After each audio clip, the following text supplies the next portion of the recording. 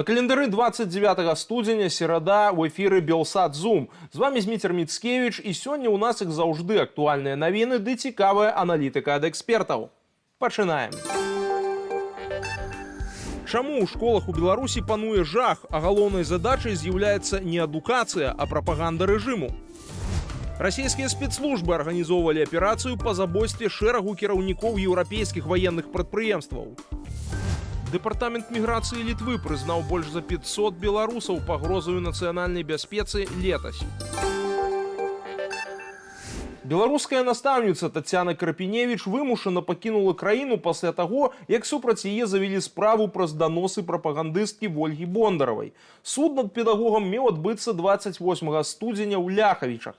Падставай для пераследу сталі старыя пасты ў сацыяльных сетках Тацяны, дзе сустракаліся словы пра перамены і бел-чырвона-белая сімволіка. Пасля ж пэўных публікацыяў Бондаравай у школу да настаўніцы прыйшлі сілавікі.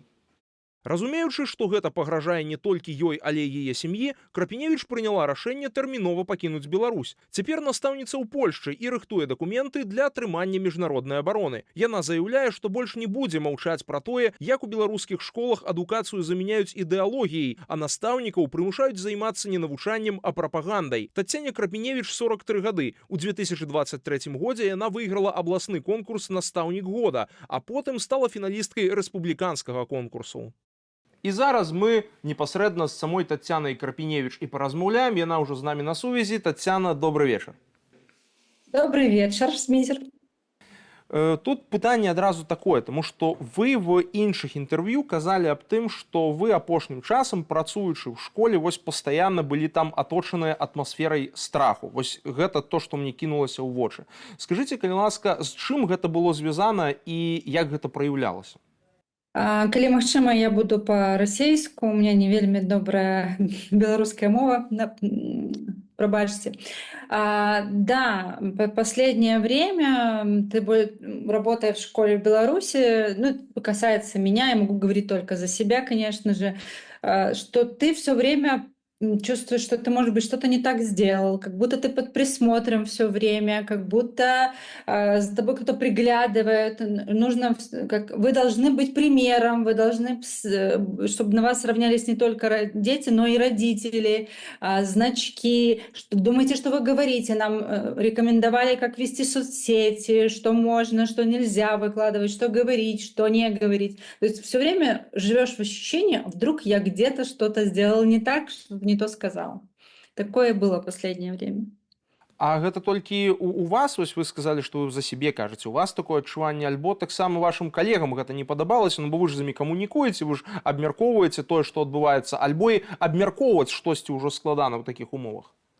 Но, конечно, мы пытались это обсуждать, и, конечно, друг с другом мы разговаривали, конечно, это не приветствовалось обсуждение, но когда дают приказ проверять детские соцсети, и при этом говорят, каким угодно образом, но вы должны предоставить отчет по детским соцсетям, где они, что они постят и так далее, это, естественно, тоже и внутри возмущение, ты, во-первых, не понимаешь, а как это сделать, можно физически проверить, дети могут создать огромное количество аккаунтов, но, тем не менее, с тебя такой отчет требует. Конечно, это всех не то что напрягало, это было некомфортно, неудобно, но открыто никто, конечно, не высказывается. И это так повсеместно, не только в моей школе. А вось гэтыя справаздачы, да, вот даюць вам такое заданне, там, напісаць справаздачу па тым, што дзеці пішуць у сацыяльных сетках. Гэта на 100% выконваецца, альбо людзі проста пішуць там то, што самі панапрыдумляюць, і ніхто гэтым не займаецца, таму што іншай працы хапае. Альбо наадварот, людзі кідаюцца гэта выконваць, там забіраюць у дзяцей тэлефоны, сядзяць увечары манітораць. Есть и те, и те. Есть и тот, кто действительно прям вот 100% это выполняет, отслеживает, пишет. Ну, а есть те, которые делают это так вот, сдал отчет и сдал отчет, а что там? Никто не проверяет. Але не правярае, то бок контроля супер за тым, што там напісана, і пасля нейкіх там наступстваў пасля гэтага няма. А как можно проверить, если ребенок может сегодня создать еще 1000 аккаунтов и написать все что угодно? Ведь это, спустили задачу это делать, а как это проверить, еще никто не придумал, а вы делаете. Это вот один такой маленький нюанс из всего. А які ўвогуле адсотак такіх ярых актывістаў, хто прям выконвае все заданні, хто імкнецца ўсталяваць надзор над дзецьмі, прасоўваць всю гэтую прапаганду, ну вот калі маштабаваць на всю школу, колькі такіх людзей в адсоткавым вымярэнні? Вы знаете, честно говоря, это уж близится к 100%. Если брать то, что было 5 лет назад, то 100% было в другую сторону. То сейчас даже те, кто... Либо эти люди ушли, либо они поняли, что надо жить в этой системе, лояльным быть и это все выkonваць. Поэтому, на жаль, кожны год гэты адсотак павялічваўся, павялічваўся, павялічваўся. І зараз практычна 90% выконваюць усе гэтыя загады і пілоты наперад. А да тых, хто не выконвае, ёсць нейкія санкцыі ці, я не ведаю, гэтых людзей там здаюць кудысьці? Як увогуле стасункі тады ў калектыве выбудоўваюцца, калі ёсць яўная такая супярэчнасць? Есть, как говорят, я не знаю, правда или нет, но говорят, в каждом государственном учреждении нашей страны теперь есть внештатный вербованный сотрудник, который все это отслеживает и передает куда надо. Какие применяются меры, не знаю, но вот почему-то же мною заинтересовалась госпожа Бондарева с какой-то сельской учительницей. Вдруг она тут 9 постов резко начала обо мне говорить. Неспроста же у нее появились эти скриншоты, которые были удалены мной еще далеко-далеко в 2020 году.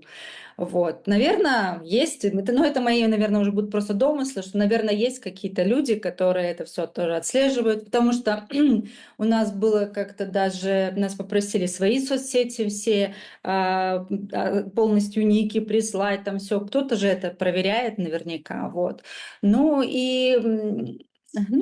Тяжелая атмосфера, вы знаете, наверное, я через неделю, вот завтра будет 2 недели, как мы в Варшаве, неделю побыв здесь, я однажды утром поймала ощущение, что я впервые за долгое время иду с поднятой головой, что мне не страшно, и такое, знаете, детское ощущение беспечности и безопасности. Вот, чего не было, потому что ты сидишь, все время ждешь, что тебе сейчас в почту что-то прилетит, или в Телеграм, в Вайбер что-то прилетит, что ты уже в чем-то виноват. Вот, поэтому, к сожалению, все боятся. А як в такой атмасферы-то дзяцей вучыць увогуле, як пра гэтае навучанне думаць? Таму што я таксама бачыў у вашых словах, калі вы казалі раней аб тым, што менавіта навучанне-то робіцца ўсё менш, паколькі людзі больш займаюцца менавіта гэтай прапагандай в такой атмасферы. Як гэта ўвогуле працуе? Ці можна нейкім чынам эфектыўна чамусьці навучыць дзіцёнка, калі сам настаўнік в такой сітуацыі знаходзіцца?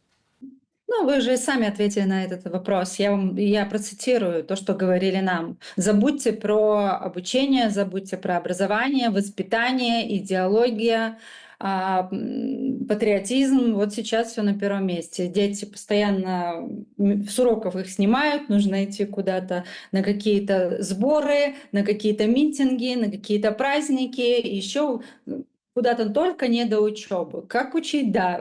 Я сама очень часто этому возмущалась, потому что у меня был профильный класс математический, и когда постоянно срывают этих детей на какие-то мероприятия вот такой направленности, потому что некий гость очень важный приезжает, и нужно сейчас им обязательно послушать вот про это, то, как цитирую, в школе сейчас не до учебы, к сожалению. Да, в краіне не да законаў, у школе не да вучобы, вось, да, цудоўная атмасфера атрымліваецца. І тут таксама я не так давно рабіў матэрыял, і мы абмяркоўвалі з псіхолагам пытанні булінга ў школе, таму што апошнім часам вось мы атрымліваем все больш інфармацыі, вось літаральна учора з'явілася навіна аб тым, што яшчэ адна дзяўчынка скончыла жыццё самагубствам з-за булінга, як высвятляецца. І у мяне просто складваецца ўражанне, што гэта праблема ў школе не толькі праблема дзяцей. Чаму настаўнікі ўвогуле на гэта рэагуюць, і вось з вашага досведу? Вы ж, верагодна, сутыкаліся з такім. Ці можна штосьці зрабіць в цяперашніх беларускіх умовах, каб дзецям в школе настаўнік дапамог гэтую праблему вырашыць? К сожалению, да, я в своей работе с этим сталкивалась и не раз. На мое мнение, что не хватает специалистов, которые готовы работать, а именно психологическая служба, они заняты больше, скорее, бумажной работой, нежели вот этой помощью детям. И когда ты видишь, что ребенок действительно с ним что-то не то происходит, и что в классе что-то не то происходит, есть классные руководители, которые, ну, за этим же стоит либо классный руководитель, либо дальше уже психолог, и потом завуч, вся иерархия.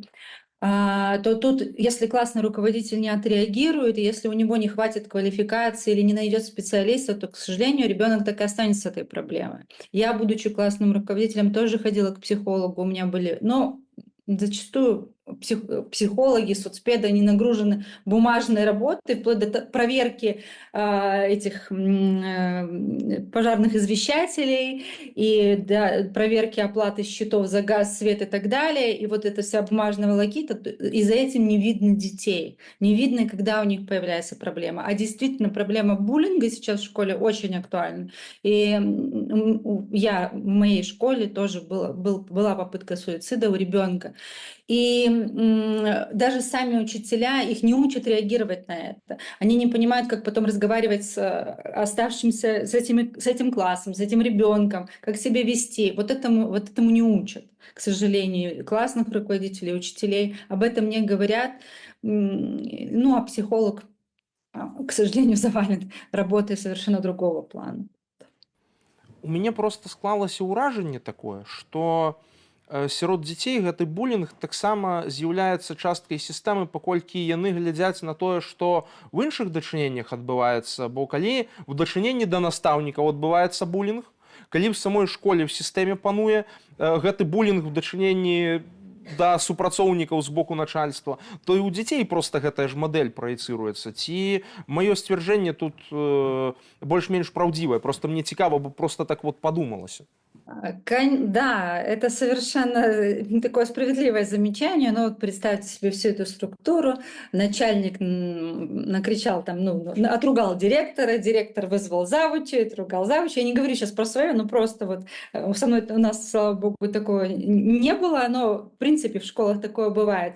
Завучи собрали учителей или классных руководителей, отругали их, учителя пришли в класс и отругали детей. Я тогда задаю вопрос, а детям куда идти? Куда им отдавать вот то, что вы сейчас с них со всех собрали и спустили? Что, кошек идти или собак?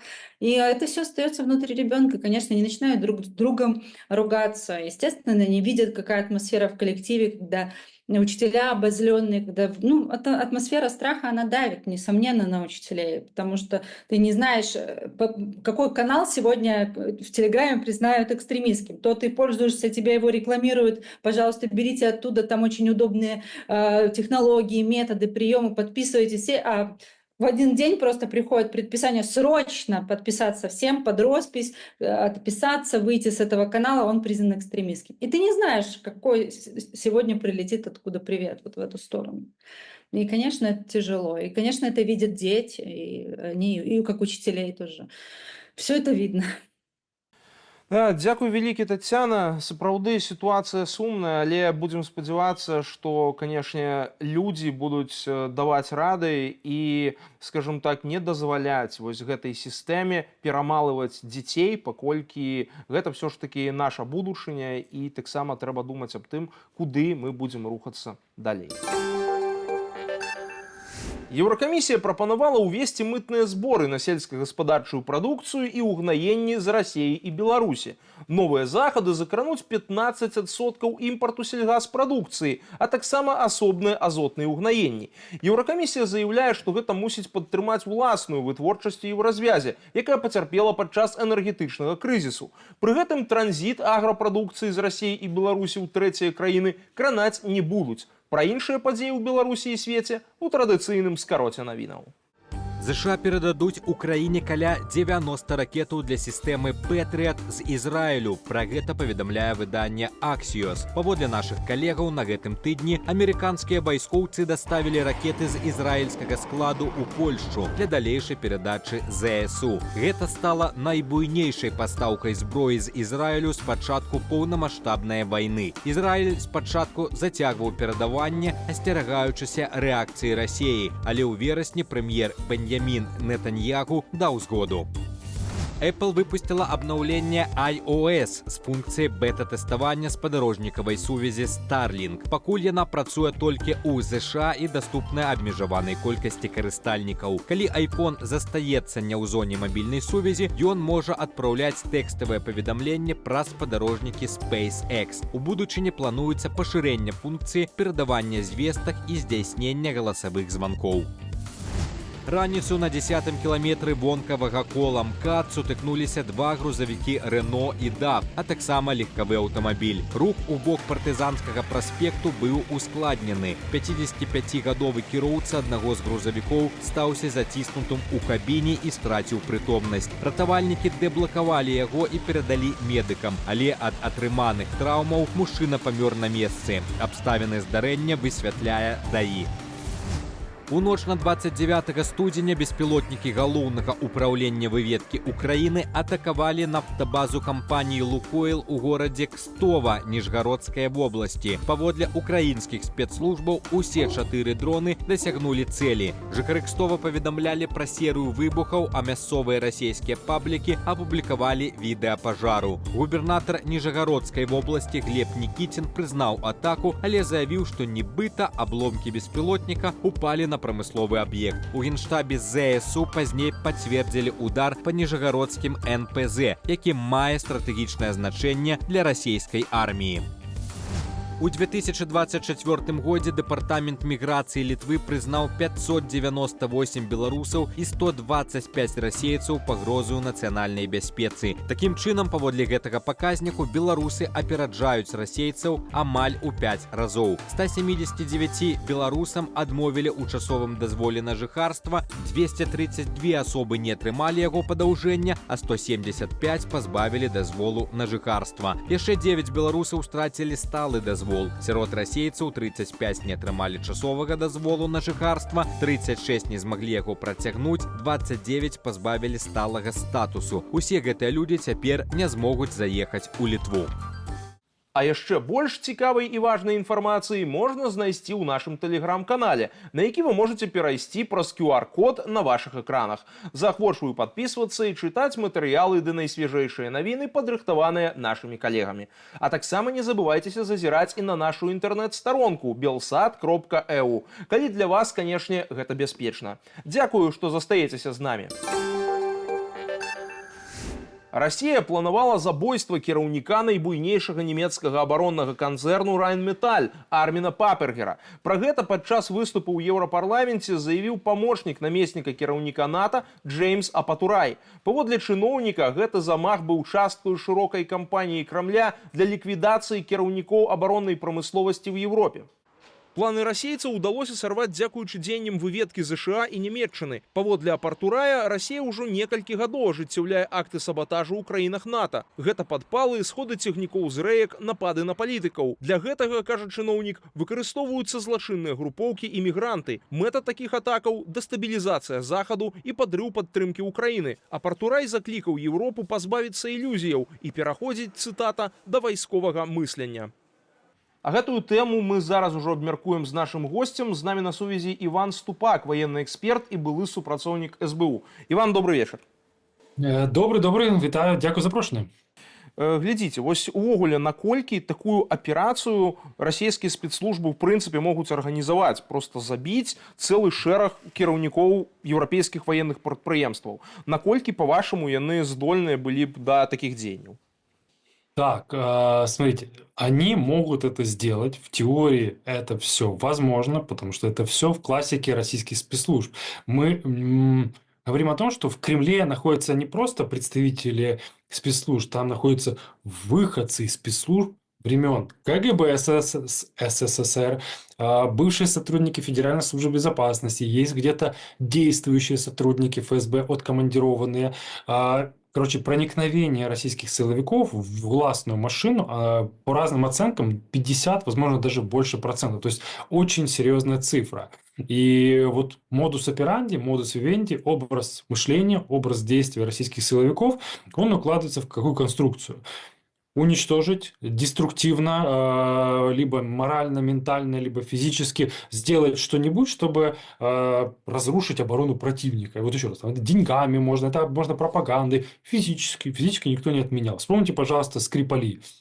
Сергей Скрипаль, которого пытались отравить в Лондоне, в Солсбери, раз. Бывший сотрудник ФСБ, которого отравили полонием, Литвиненко, убили его. Сколько было покушений на разных оппозиционных чеченских деятелей, убивали их в Берлине, в Вене, это в других странах. То есть это все может быть, это все реально. Но вот тут вопрос, схватили ли с поличным, если данные о стопроцентной причастности Кремля к таким вот попыткам. А з тэхнічнага пункту гледжання там таму што паведамляецца, што яны выкарыстоўвалі арганізаваныя злачынныя групоўкі, таксама мігрантаў, нейкую радыкальную моладзь і гэтак далей. Наколькі Расія валодае такой вялікай агентурай і наколькі цяжка такіх людзей завербаваць, ну вось ананімна там проста праз тэлеграм, умоўна кажучы. Як зараз гэта адбываецца? Смотрите, серьезный вопрос и классный вопрос. Мы должны понимать, что ФСБ, если мы говорим за Федеральную службу безопасности, она не является монолитным органом. Мы ее себе представляем в виде чего? В виде вот этого вот здания на Лубянской площади, Лубянка, серп, молот, звезды, и вот там они все задумают какие-то операции. Но по факту к работе против стран Западной Европы, против Украины, вообще по всему миру причастно даже региональное управление ФСБ. Новосибирска, Владивостока, все разные. И там уже начинается вот игра по людям. Есть управление, где сильные оперативные сотрудники, где у них задум, они планируют, у них есть длинные руки, до кого-то, например, дотянуться.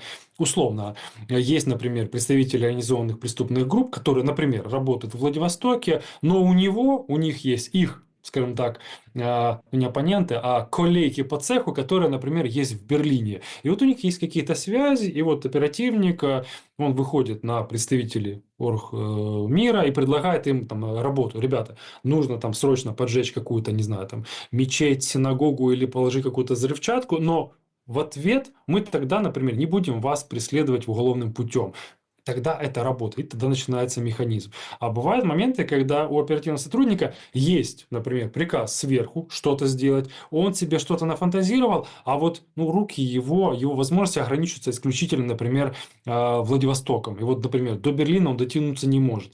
Тогда в работу включается Telegram. А давайте вербовать кого-то через Telegram, через какие-то соцсети, через какие-то комментарии например, немецкие на каких-то местных сайтах. Попытаться найти, попытаться взять его на крючок. И тогда уровень выполнения минимальный. Господи, тут парень 18-летний. Он может взять канистру там бензина, прийти, поджечь машину. Но это же не киллер, снайпер экстра уровня, который может совершить что-то громкое.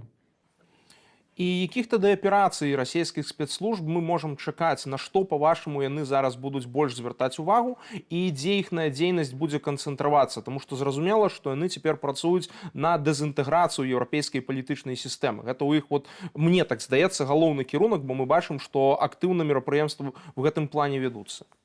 Ага, супер подмечено. Смотрите, за последние 3 года страны Западной Европы провели большую работу по выносу из чата российской агентуры, которая была в Европе в последние десятки лет.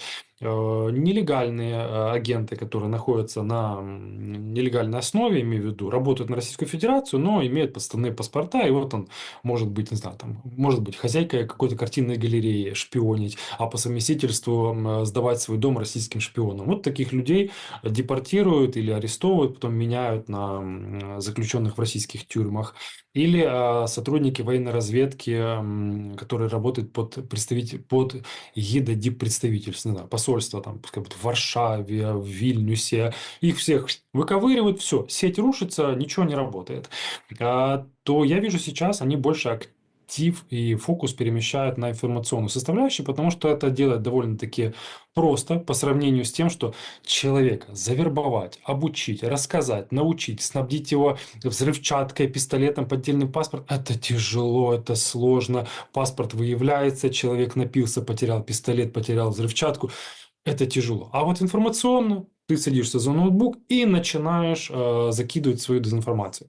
Главная цель у Российской Федерации в этом моменте даже не перетянуть на свою сторону поляков, португальцев, испанцев, пуэрториканцев посеять сомнения и лишить точки опоры. Вот вам простой примитивный пример. Я уверен, что вы тоже ездили, вот 100%, когда прилетаете, например, в какую-то страну, вас встречает вот автобус, который везет вас от самолета до здания терминала. И вот когда заходите, если вы не беретесь за ручку, за поручень, то вас может кидать в разные стороны, влево, вправо, на поворотах. Но если вы держите ручку, то никто вас кидать уже не будет. Ну, там, как бы автобус не ехал. Вот это точно так же вот укладывается в информационное противодействие. Если человека лишить точки опоры, в что он верит, кому он доверяет, он тогда не доверяет никому, он сомневается во всем, и это идеальная возможность для проведения манипуляций, дезинформации в дальнейшем и влиять на там, ситуацию в какой-то конкретной стране або в конкретной организации. А вось калі мы берем не толькі інфармацыйны ўплыў, а ўплыў яшчэ з палітычнага пункту гледжання на прыняццё рашэнняў, ці ёсць, па-вашаму, яшчэ ў Расіі буйнакаліберныя агенты, ну, кшталту, я не ведаю, ну, Герхарда Шрёдера, умоўна кажучы, вось такога кшталту, ці ўжо ўсё ж такі гэта больш-менш вычышчана? Не, ну осталось еще два явных представителя. Это господин Фица, господин Орбан. Это действительно крупная артиллерия, такие серьезные единицы. Но, слава богу, кроме них пока действующих правителей нету. Да, вот есть сейчас альтернатива для Германии. Есть там может прийти к власти, и мы видели там больше пророссийские заявления и не осуждают Российскую Федерацию за агрессию. Мы видим такие определенные тезисы от Илона Маска, который занимает пророссийскую позицию. Но здесь тяжело понять, это у него настолько тесные связи с Российской Федерацией или просто потому, что он так любит Россию и вот не воспринимает весь западный мир, и он тяготеет к Российской Федерации. Вспомните, пожалуйста, было много примеров во времена Холодной войны, когда идеологически люди переходили на сторону Советского Союза, они никогда там не были, они никогда не жили при коммунизме, но им нравилась идея. Вспомните, пожалуйста, Кембриджская пятерка, это пятерка известнейших агентов, которые работали на Советский Союз, ни разу там не будучи. Вот тут есть и такие моменты. Ці мы назіраем зараз, што захад больш увагі стаў гэтаму надаваць, таму што мы бачым, што маштаб праблемы расце, і ці зараз вось вы ў прыватнасці бачыце, што больш мерапрыемстваў адбываецца, ну і ўсё ж такі вось таксама, як ужо было сказана сёння, што трэба пераходзіць на ваенны кшталт мыслення, да, заходнім грамадствам, што мы ўсё ж такі знаходзімся не в такой простай мірнай сітуацыі. Ці ёсць ўсё ж такі гэтае імкненне пераламаць сітуацыю, ну і перамагчы, так бы мовіць, гэтую з'яву? Желание есть. Осталось несколько вопросов. В первую очередь, это финансы. Финансы, которые необходимы, но мы видим, например, что сейчас в Германии есть проблемы экономического характера, есть во Франции проблемы экономического характера. И вполне возможно, увеличение бюджетов на военные нужды могут быть встречено обществом негативно. Какие танки, какие пушки, когда у нас там безработица, когда, например, закрываются заводы Volkswagen, Audi, Mercedes, когда китайская экспансия есть, когда экономика, например, Германии, она не выдерживает конкуренции, поэтому инвестировать в военную отрасль может быть признано нецелесообразным. Но есть другие страны, которые могут это делать, должны это делать. Я говорю в первую очередь за Украину. Да, после войны, война же закончится когда-то, мы думаем, в этом году, конечно, мы должны инвестировать в оборону. И больше скажу, инвестировать в людей. Люди – это самая главная ключевая единица любой страны, каждый конкретный человек. И вот со школьной скамьи попытаться им объяснять, что такое пропаганда, что такое дезинформация, где тлетворное влияние, где манипуляция. Потому что, я приведу такой пример. Было одно из исследований, это было довольно-таки давно уже, по-моему, лет 10 назад, и в Соединенных Штатах Америки. И, если не ошибаюсь, почти половина школьников американских школ не смогли отличить информационное сообщение от открыто рекламного сообщения. То есть они не видели разницу. И это очень сильно действительно настораживает. І што тады можна зрабіць для таго, каб перашкодзіць працы расійскай агентуры менавіта на тэрыторыі Европы? Гэта хутчэй адукацыйныя меры, як вы сказалі, альбо таксама гэта нейкія забароны, абмежаванні ці штось падобнае? Это решительность. Это решительность. Смотрите, до полномасштабного вторжения страны Западной Европы не решались в открытую вступать в конфронтацию с Российской Федерацией. Потому что там, это Россия, это нефтересурс, это нефть, газ, это алмазы, это титан, это ядерное топливо и так далее. Ну зачем? Ну даже если попался какой-то агент, тихонечко его выслали и все. То сейчас, я думаю, это нужно делать намного решительнее. Если есть подозрение, что человек работает на Российскую Федерацию, и он является сотрудником посольства Российской Федерации, чемодан, вокзал, Москва моментально. Пересмотреть штатку посольства. Что за люди находятся на территории страны пребывания. Я вам приведу такой пример. Наши украинские дипломаты говорят так. Мы вот в Вене, в Австрии, мы знаем от силы 10-15 человек из общего штата почти под 100 человек. Что это за люди остальные? Чем они занимаются? Что находится в их функционале? Понятия не имеем. Давайте так, простой пример. Они могут под диппредставительством с использованием дипломатик паспорт ездить по всей территории Европейского Союза. Что они могут делать? Они же пользуются неприкосновенностью. Условно, приезжают в чешское Брно, заезжают в какой-то лес, проходят там 200 метров в глубину, под каким-то старым пнем они могут оставлять пакеты для людей, которые придут за этим грузом через год, через два. Там может быть что угодно. Паспорт, деньги, водительские права какие-то.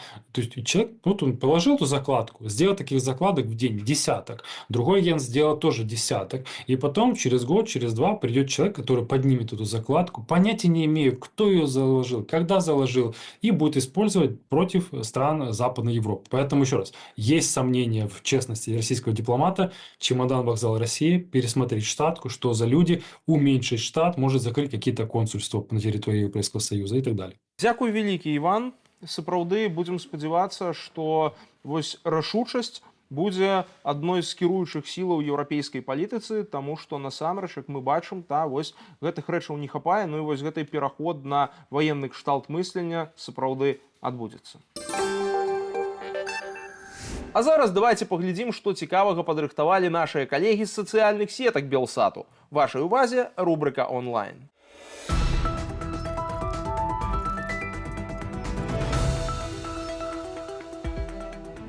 Інтэрпол абвясціў у міжнародны вышук 3 беларусаў, задзеяных у прымусовай пасадцы самалёта Ryanair у траўні 2021 года. Нашыя калегі з YouTube-каналу Белсат Лайв задалі гледачам пытанне, ці варта Еўропе па-ранейшаму абмяжоўваць авіязлучэнні з Беларусю. У апытанні ўзялі ўдзел каля 300 асобаў. Бальшыня беларусаў лічыць, што рэжым сапраўды павінен адказваць за свае дзеянні. На другім месцы клопат пра бяспеку самых падарожнікаў, а вось 11% апытаных лічаць, што ад забароны авіяпералётаў над нашай краінай пацярпелі звычайныя грамадзяне. Лідзія Ермошына ўжо не старшыня ЦВК, але справа яе жыве. Лукашенко набраў на гэтых званых выбарах рэкордную колькасць галасоў, але яшчэ ёсць куды імкнуцца. Нашыя калегі з YouTube-каналу «Жестачайшы мульт» пафантазавалі, як бы гэта магло выглядаць. 99, 99, 99, не поймешь чего. 99? Надо все проверить. Но звучит же мощно, ого-го. 99, 99, 99, что за ерунда? 99, надо точно сделать, ведь без этой цифры нам капзда. Ці маглі вы ўявіць, што музыка беларускай выканаўцы прагучыць на тыдні высокай моды? А такое адбылося. На культавым паказе ў Парыжы пачулі музыку беларускай спявачкі і кампазітаркі Паліна. Вось як гэта выглядала.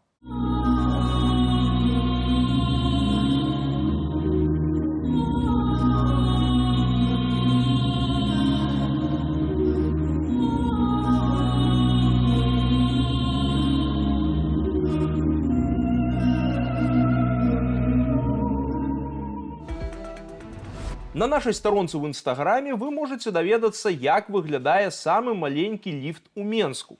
У ім могуць змясціцца ўсяго толькі 2 чалавекі, і лепш, каб яны былі спартовага целаскладу. Прапаноўваем паглядзець, дзе менавіта можна на ім пракаціцца.